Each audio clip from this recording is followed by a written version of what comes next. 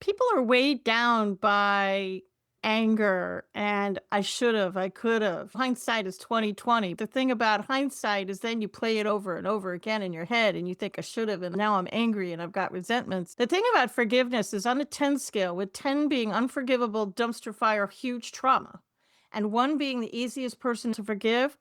Every single person listening and watching this broadcast is thinking of their number 10 person. You don't want to forgive them, and they probably don't deserve it. And that's the problem with forgiveness. But the longer I hold on to my anger and my bitterness and my hate and my rage, the more it's going to permeate my brain. Just because I forgive you doesn't mean I want a relationship with you.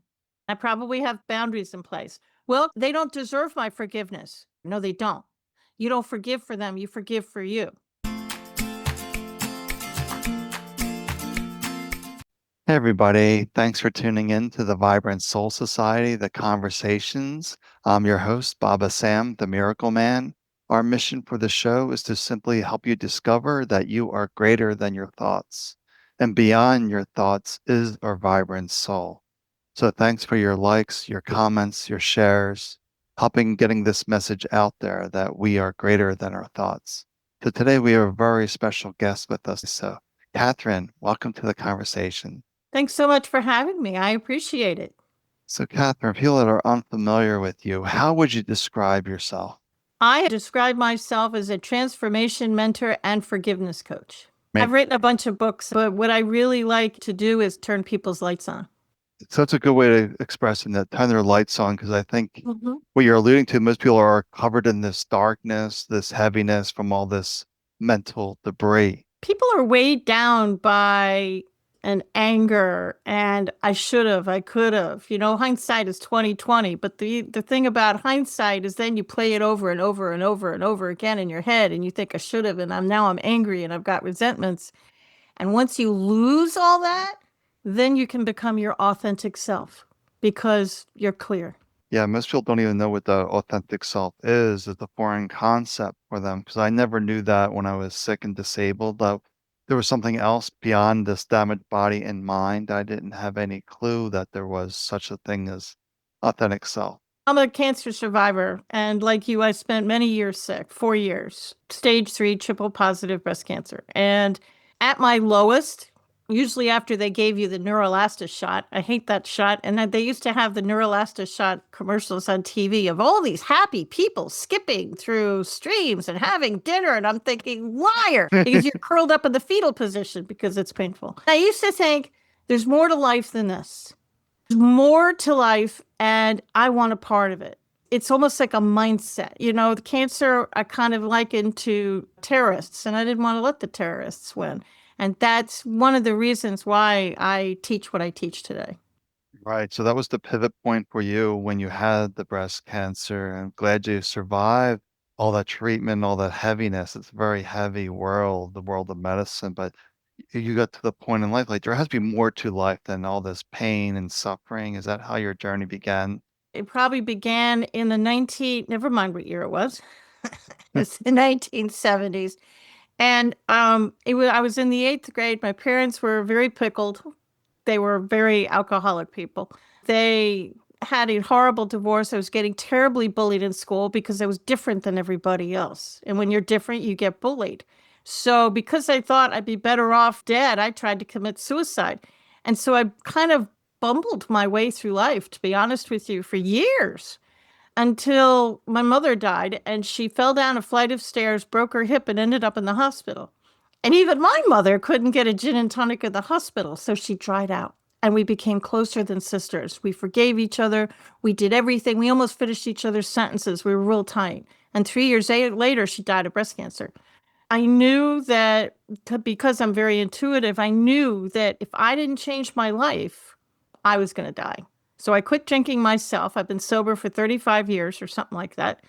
And when you enter those rooms in AA and all those recovery programs, they want you to make amends. If we had technology back then and I could have texted these people saying, I'm sorry, it would have been brilliant. But I couldn't because we didn't have the tech. It hadn't been invented yet. So my choices were, and you're supposed to reach out and talk to these person. I was really shy and I didn't want to. I could call them up on the phone and risk getting yelled at, not really feeling it, or I could go see them in person. That was worse. Accidentally stumbled on the first piece of my forgiveness system. I did it all. I forgave people all alone in my apartment, and I didn't tell anybody I did it. And it changed my life because it got the mental clutter out of my head and it allowed me to start seeing clearly because I wasn't so focused on the anger and the resentment. The thing about forgiveness is on a 10 scale, with 10 being unforgivable, dumpster fire, huge trauma, and 1 being the easiest person to forgive, every single person listening and watching this broadcast is thinking of their number 10 person, and you don't want to forgive them, and they probably don't deserve it, and they don't, so you don't want to forgive. And that's the problem with forgiveness. That's why nobody wants to talk about it. But in my world, you don't have to forgive your unforgivable. Why? Because there's a lot of people, places, and things, and I did say places and things. Please don't click off and go to another channel, that you can forgive before you even get to that dumpster fire. You start with the easy ones. Yeah, that's really it. That forgiveness is such an important part of the journey that we're talking about, is that we really need to forgive ourselves because we're constantly going to judgment and criticism toward ourselves. And that's Oh, really the fuel for autoimmune diseases, when you poison your own inner environment with that toxicity of criticism and judgment. let me give you a visual. If you're listening to the broadcast, I'm about to hold a purple coffee cup right in front of my face. But this cup represents anger and bitterness and sickness. Maybe it's cancer and all the nasty things that have happened to you, and you're resentful. When it first happens, I can hold it off to the side. I can still manage my life. I can still see opportunities. But the longer I hold on to my anger and my bitterness and my hate and my rage, the more it's going to permeate my brain. Now I'm holding the cup in front of my face. My life has stopped. All I can focus on is the bad things. It's all I can see. It's all I can talk about. My friends are disappearing because who wants to be around me? It's all I can talk about. So my system is designed through a 7-step system to allow, and I'll go through the system if you want, step by step. Well, let's move the cup back here. Now look at me. I can see opportunities. I can see ways to get healthy. I didn't see that before. Well, of course not. I was too focused on it. But now I can see things around me, money making opportunities, all the stuff. Now I can be my authentic self. Right. That's a good way to express it, because we get all this negativity right in front of our face. And it's like Yeah.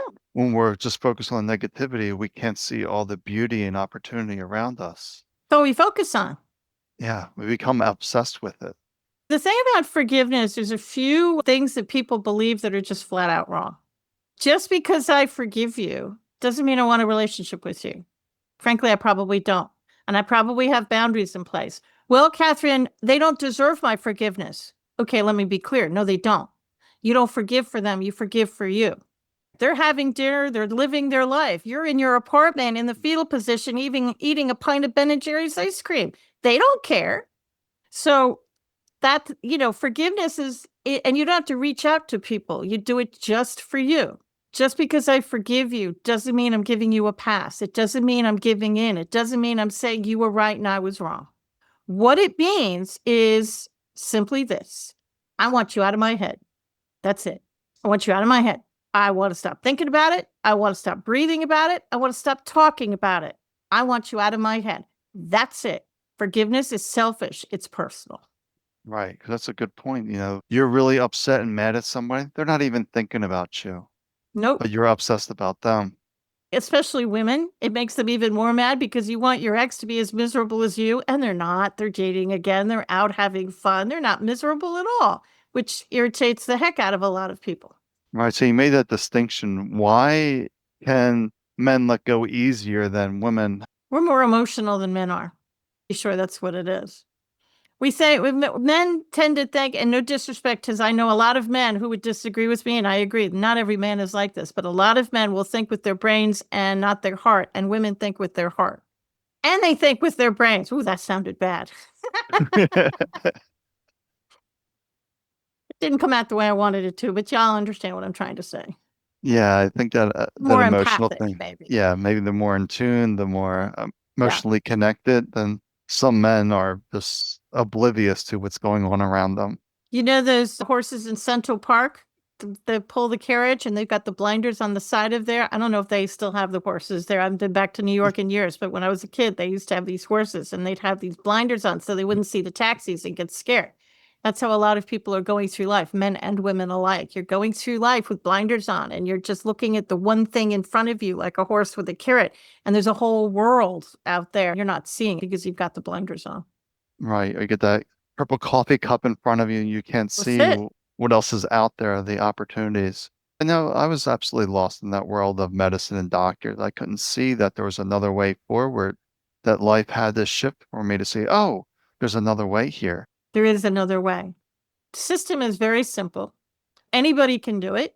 The first thing I want you to do is probably the hardest. I want you to turn your cell phone off. A lot of people are twitching. They're having a real hard time with that, but I really want you alone in a room for about 10 to 30 minutes. If you can't turn your phone off, then just turn the sound off and don't have it vibrate because if it vibrates and dances on the desk, you're going to look at it. Then I want you to get a pen and a pad of paper. If you really want to use your tablet or your PC, knock yourself out. But a pen and paper, old school, is actually better, believe it or not. And I want you to write down all the people you think you need to forgive. Now, your top 3 are going to be your number 10 unforgivable. They hurt me. These are the most pain people cause. That's fine.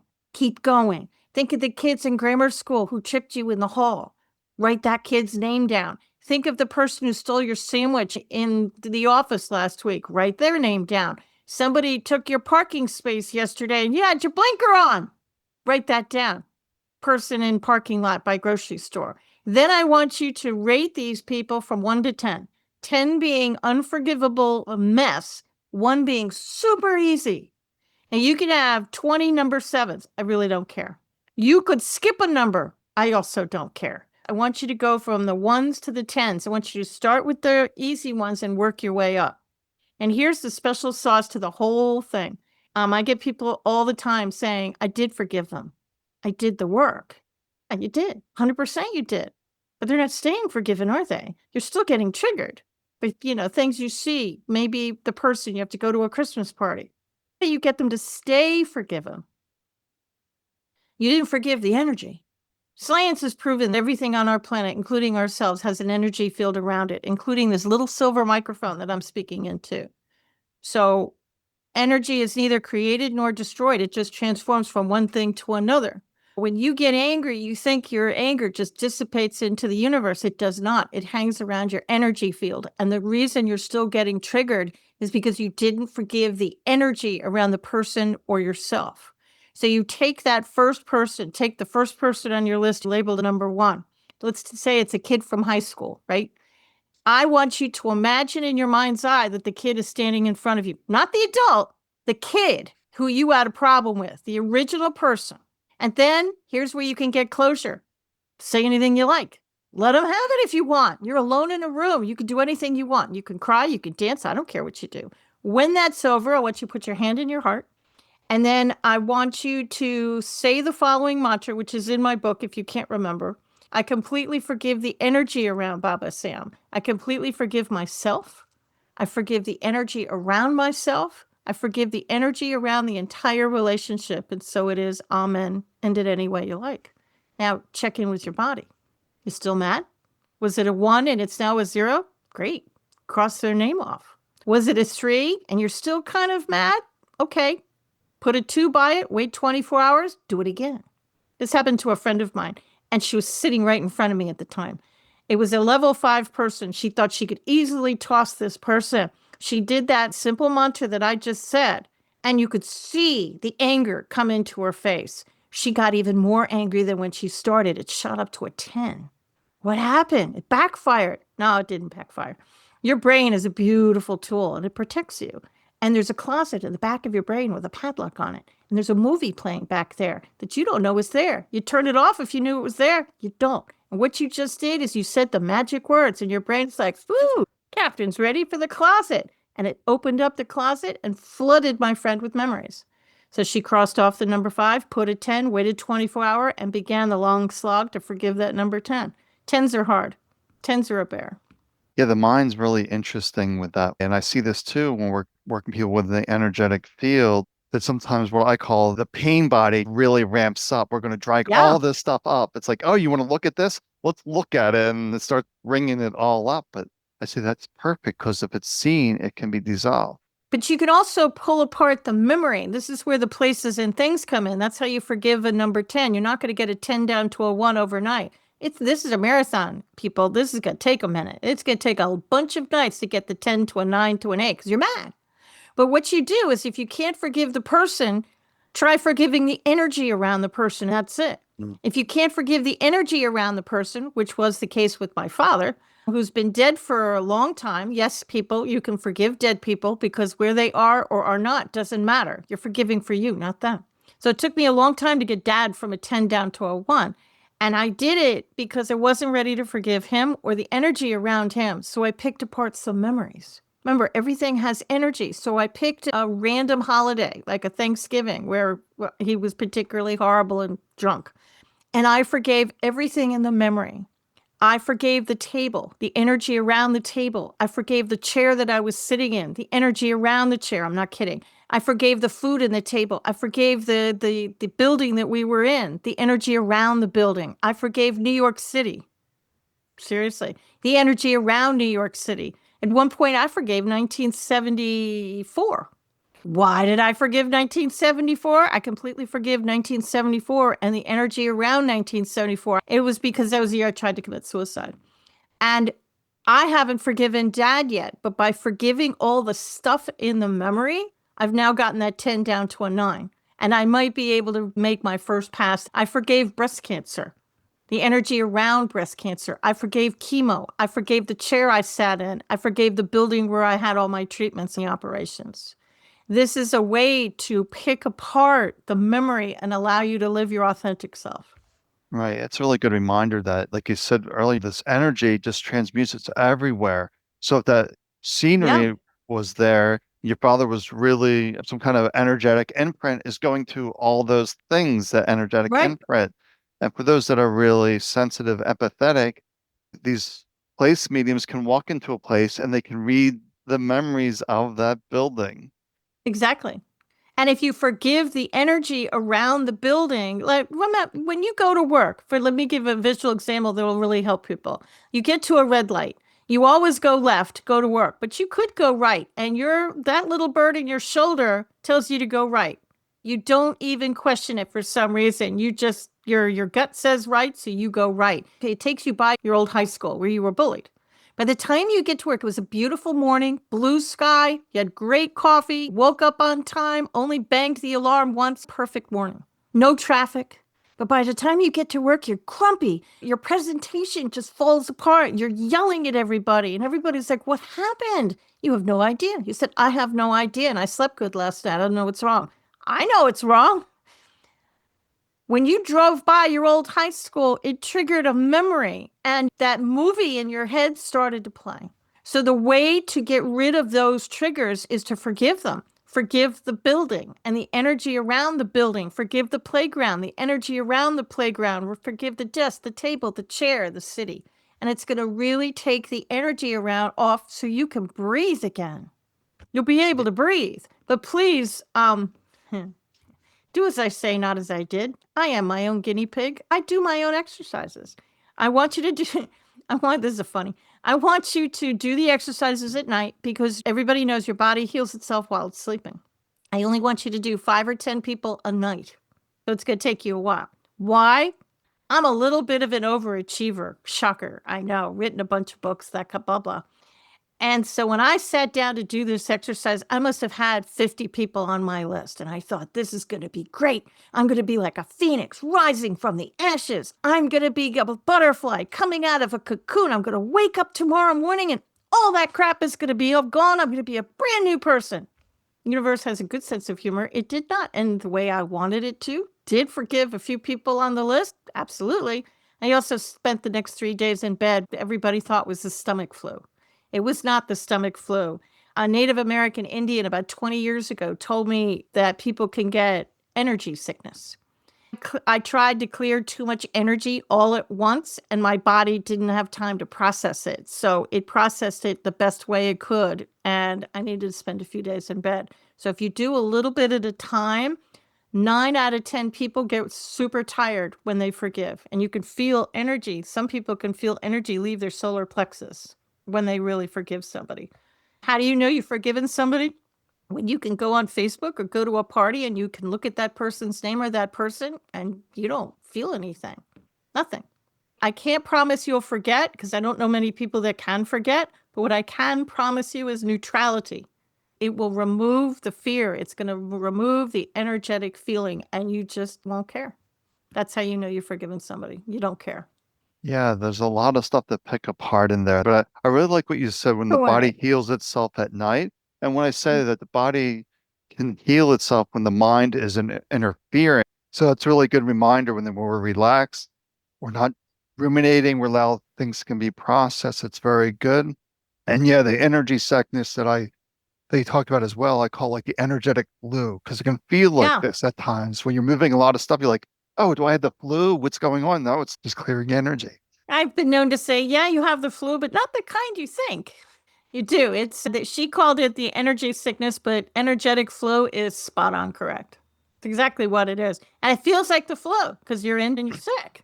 Yeah, it really feels like the flu. Did I get the flu? What's going on? What did you do earlier? You probably cleared out a lot of energy.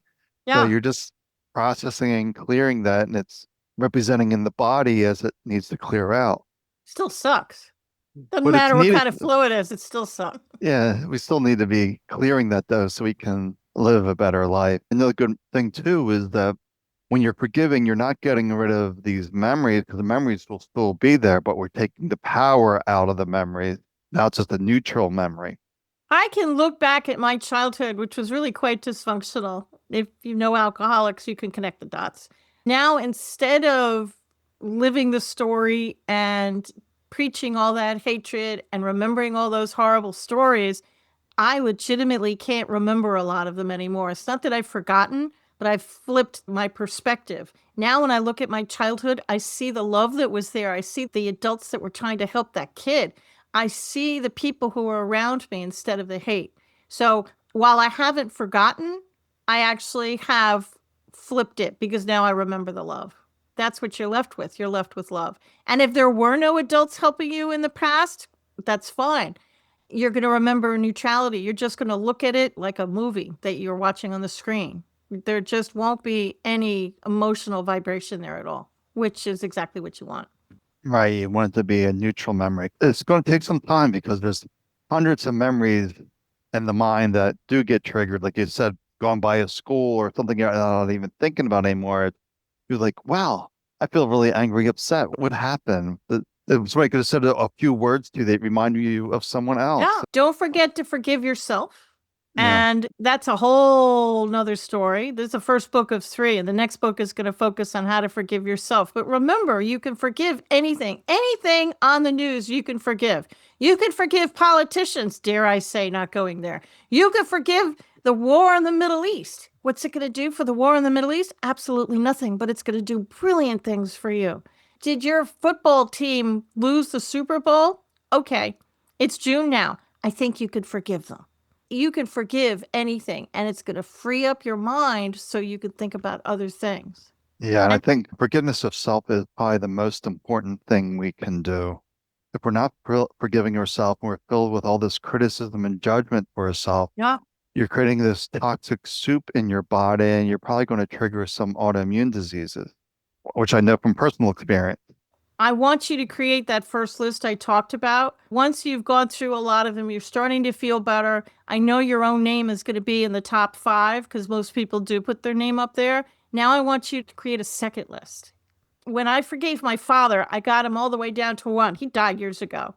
And a friend said, if you had one thing to do over, what would you do? And I looked at him and I said, I would allow my father to walk me down the aisle. I have been married for 33 years. I was so angry at him, legitimately so, by the way, that I actually wouldn't let him walk me down the aisle. As an adult now, I think that was hurtful, unnecessarily hurtful. So I thought, well, if I did that, I'll bet you in the heat of arguments, there's a lot of things that I said to him that probably hurt him to the core. So I realized that once I got him down to a one, I had to go the other way. I created a list of people I thought needed to forgive me. And then I rated them from 1 to 10, and I Hmm. started with the ones. And when I got to the tens, I had to pick apart the memory because I couldn't forgive myself for some of these other things. So I had to forgive other things within the memory in order to forgive myself. And I had to flip my mantra a little bit. Instead of saying, Dad forgives me, it's I forgive Dad. I had to flip the language and say, Dad forgives me, and the energy around me. Yeah, it's a good reminder to flip it around too, because like we talked before, you need to forgive that person because they're not thinking about you. But maybe in cases you're not thinking about them, but they are thinking about you because of something that you said or did to them. So that's the reverse process because you're still handling that energy that is not supportive. It could be something that you said it, to your assistant at the office. It could be anything. But when you start writing a list of people who you need to forgive you, there'll probably be more than 3 or 4 names on the list if you once you start to really think about it. And don't judge the list. Write from your gut. If a name pops up on either one of those lists that you don't remember, let it go. Forgive them. You obviously make it a number one person, but don't judge the words that come out. Trust it. Just trust the process. Yeah, it's a good reminder just to trust the process. But you said something else too that it's good that you want to go back with your father. We need to remember self too. Just because we forgive someone doesn't mean that we're giving them permission to be in our space. Like you talked That's right. before with these boundaries. Because we get into this place where I forgive them, everything's fine now, we can go hang out. It's like, no, because they might not have your No. best interest in mind. So we need to be careful with our boundaries. Somebody asked me, because I do live what I teach, they said, "You've forgiven your father?" I said, "Yeah." And they said, "I have a question. Do you hang his picture in your house because he's passed?"